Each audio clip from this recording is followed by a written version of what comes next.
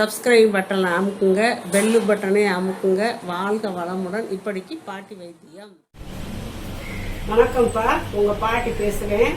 இப்போ நான் உங்களுக்கு தக்காளி தோசை செஞ்சு காட்டுறேன்ப்பா.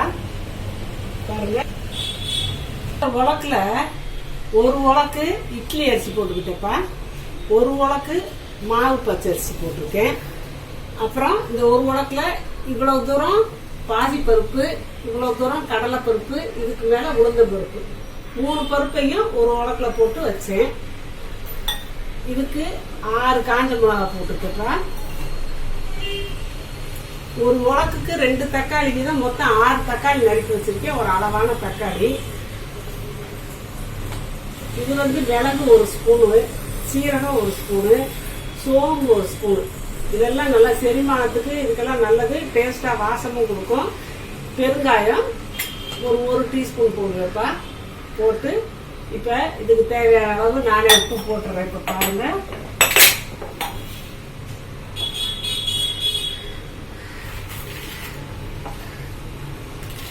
இந்த அளவு உப்பு போட்டாச்சு. போட்டு இதை தண்ணியை ஊற்றி அரைச்சி உங்களுக்கு நான் மாவா காட்டுறேன். இதெல்லாம் ஒன்றா ஒரு தடவை போட்டு கூட காட்டுறேன். இப்போ மிளகை போட்டுடலாம். சோம்பை போட்டாச்சு,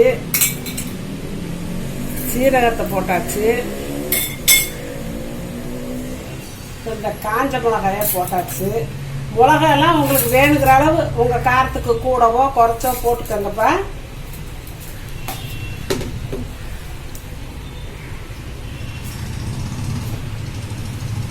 எல்லாமே கலந்து கலந்து இப்படி அரைச்சிக்கலாம்.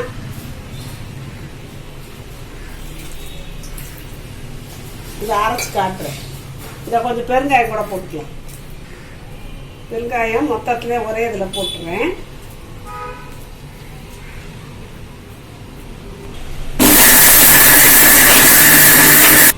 இப்போ தோசை மாவு பார்த்துக்கே அரைச்சாச்சுப்பா. இந்த மாதிரி வலுன்னு எல்லா மாவையும் நான் அரைச்சி மொத்தமாக காட்டுறேன். அரைச்சாச்சுப்பா.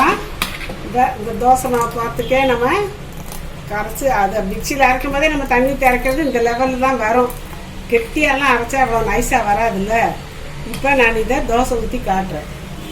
இரும்பு சட்டிக்கு இந்த வெங்காயத்தை, சின்ன வெங்காயத்தை நறுக்கி இப்படி வச்சுக்கிடுவேப்பா. இதை எப்படியே தேய்ச்சி விடுவேன். ஒரு சொட்டு எண்ணெயை ஊற்றி தேய்ச்சி விட்டுருவேப்பா. கல் நல்லா காஞ்சிடுச்சு. கல் காஞ்ச உடனே லேசாக அடுப்பை சிம்மில் வச்சுட்டு ஊற்றலாம். அப்புறம் ஊற்றின பிறகு நம்ம இது பண்ணிக்கலாம், கையில் வச்சுக்கலாம்.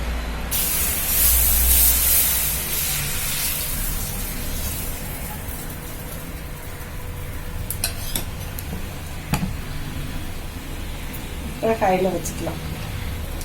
ஏன்னா கையில் வச்சுட்டே ஊற்றினா அப்படியே ஒரு மாதிரி இழுக்க சரியாக வராது. ஒரு அரை டீஸ்பூன்ப்பா எண்ணெய், நல்லெண்ணெய் தான்ப்பா ஊற்றி சுடுறேன்.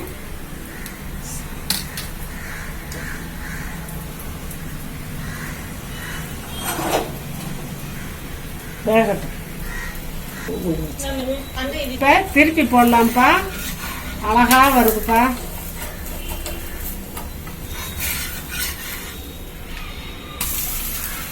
கொஞ்சம் முதல்ல எடுத்துருக்கணும், சிம்மில் வச்சுருக்கணும். நான் அடுத்த தோசை நல்லா ஊற்றணும். நல்லா வெந்துருச்சுப்பா. திருப்பி போட்டு பார்த்தாச்சுல.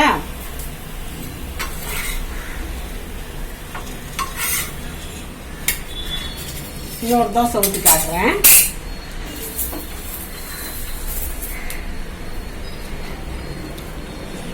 சிம்மில் வச்சுக்கலாம்.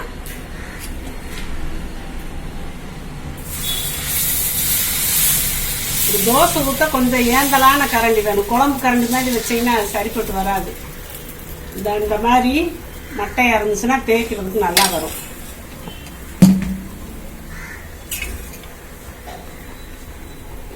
ஒரு அரை ஸ்பூன் எண்ணெய்ப்பா.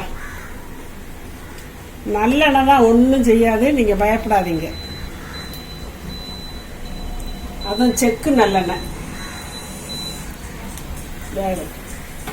திருப்பி போடலாம்ப்பா. இந்த லேசாக ஒரு பக்கமாக தூக்கிக்கிட்டே நிற்கிது பாருங்க, அழகா வருதுப்பா.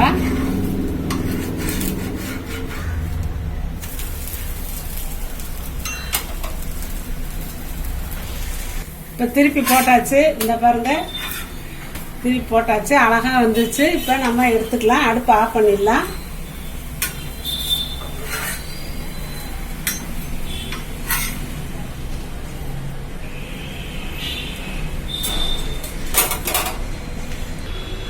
இப்போ தோசை ரெடி ஆயிடுச்சுப்பா. நம்ம வழக்கமாக சுடுற தோசையோட இது கொஞ்சம் டிஃபரெண்ட்டாக இருக்கு. அப்போ சேஞ்சு தான் டேஸ்ட். டெய்லி நம்ம அந்த தோசையே சாப்பிட்டு அந்த இட்லியை சாப்பிட்டு சப்பாத்தி சாப்பிட்றதுக்கு ஒரு மாதிரி மாற்றி கொடுத்தோம்னா குழந்தைகளுக்கு ஒரு அட்ராக்ஷனாக இருக்கும். சரி, இது பிங்க் கலராக இருக்குது, நல்லா இருக்குது, நம்ம சாப்பிடுவோம் அப்படின்னு சொல்லி இன்ட்ரெஸ்டாக சாப்பிடுவாங்க. இதுக்கு தொட்டுக்கிற இஞ்சி சட்னி வைக்கலாம், சாம்பார் சட்னி, தேங்காய் சட்னி வைக்கலாம், கத்திரிக்காய் பொச்சு பண்ணி வச்சுக்கலாம், எல்லாம் வச்சுக்கலாம். இப்போ நம்ம என்ன இட்லி தோசைக்கு சாப்பிட்றோமோ அது பூரா இதுக்கு வைக்கலாம். இதை இந்த மாவை புளிக்க வைக்கணும்னு அவசியம் இல்லை. ஏன்னா தக்காளியில புளிப்பு இருக்குது. நான் நாட்டு தக்காளி தான் போட்டிருக்கேன், புளிப்பு இருக்கு. நீங்க இன்னும் கொஞ்சம் புளிப்பு வேணும்னா இன்னும் கொஞ்சம் நேரம் வச்சு கூட ஒரு 2 மணி நேரம் 3 மணி நேரம் வச்சு கூட நீங்க தோசை ஊற்றிக்கலாம். உடனே ஊற்றணும் அப்படின்ற அவசியம்லாம் இல்லை. அப்புறம் இப்படியே ஊற்றினாலும் நல்லா தான் இருக்கு. தக்காளி உடம்புக்கு நல்லதுதான்ப்பா. தக்காளி சூப்பு எல்லாம் வச்சு சாப்பிட்றோம்ல, அந்த மாதிரி தக்காளி நல்லதுதான், தக்காளி தோசையும் நல்லதுதான். இதுல மிளகு, சீரகம், சோம்பு எல்லாம் போட்டிருக்கேன். அந்த வாசனையும் கொஞ்சம் தூக்கலா இருக்கும். அந்த பருப்பெல்லாம் போட்டிருக்கிறதுனால பெருங்காயம் 1 டீஸ்பூன் போட்டிருக்கேன். அதனால அதுவும் அந்த பருப்பெல்லாம் போட்டிருக்கிறதுனால ஒரு செரிமானத்துக்கு நல்லா இருக்கும். அதனால இப்படி செஞ்சு நீங்க டிஃபரெண்டா ஒரு நாளைக்கு சேஞ்சு தான் டேஸ்ட்னு சொல்லுவாங்க. அந்த மாதிரி சேஞ்ச் பண்ணி நீங்க மாற்றி மாற்றி செஞ்சு கொடுத்தீங்கன்னா குடும்பத்தில் இருக்கிறவங்க நல்லா இன்ட்ரெஸ்டா சாப்பிடுவாங்கப்பா. வாழ்க வளமுடன். சப்ஸ்கிரைப் பட்டனை அமுக்குங்க, பெல்லு பட்டனை அமுக்குங்க. வாழ்க வளமுடன். இப்படிக்கு பாட்டி வைத்தியம்.